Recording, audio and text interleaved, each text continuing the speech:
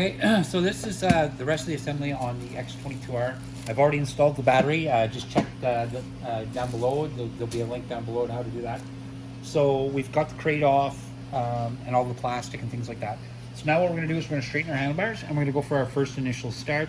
I don't ship with gas in the tank. It's illegal to be shipping bikes like that. So I have a little small tank here that I go ahead and I hook up to the carburetor. So we're going to do our first initial start on this bike, okay? So first things first is I want to get on the bike and I want to straighten the handlebars. You'll see that they come crooked like this. They're pulled in because they want to be inside the crate. They don't want them snapped off. So we're just going to kind of force them out a bit. Don't go too far. If you end up going too far with them, what's going to happen is when you're going to turn, your reservoir is going to catch in the windshield here. So you don't want to do that. You just want to make it so that they're both even, but both comfortable. So you want to make sure that they're kind of like this. So this is pretty well perfect right here. This would be how I would ride. So you take your number 6 Allen key, you just go down here and you just tighten them bolts up. When you're tightening these bolts up, they don't have to be super tight. If you do super tighten them, what's going to happen is you're going to strip either the bolt or you're going to strip this this aluminum here, and you don't want to do that. So just snug, like you want it tight, but don't reef on it until it breaks. So what I'm going to do now is I'm going to go ahead and take this side. Oh, perfect.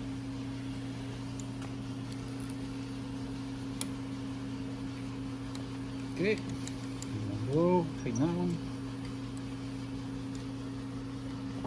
Perfect. So it's not, like I said, I didn't reef on it until it friggin' snapped a bolt. Just nice and snug. Another feature on this bike that you guys see here, if you notice here on the top it says S and H. What those are for is these are actually air ride shocks.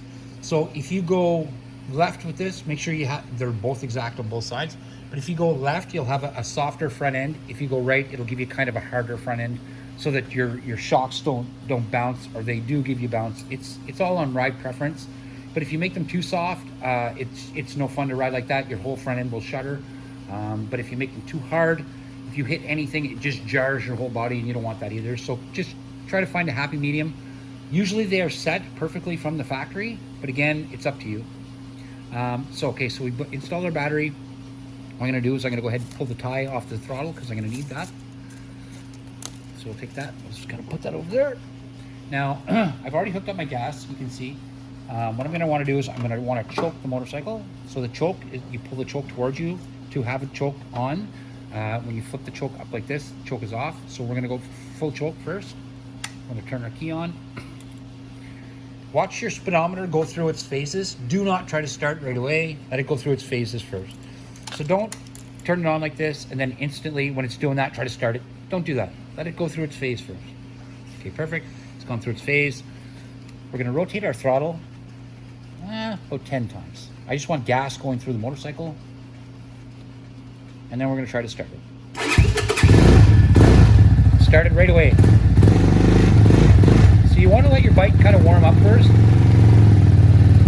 So say about an 1/8 on your throttle with your hand. Just let the bike rev up, not high, but warm up. And then you can remove your choke.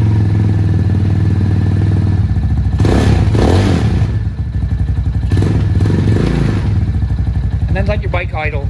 Let it warm up a bit. Right now you'll see it's kind of idle a little bit low. As it warms up, it's going to start idling up a little higher.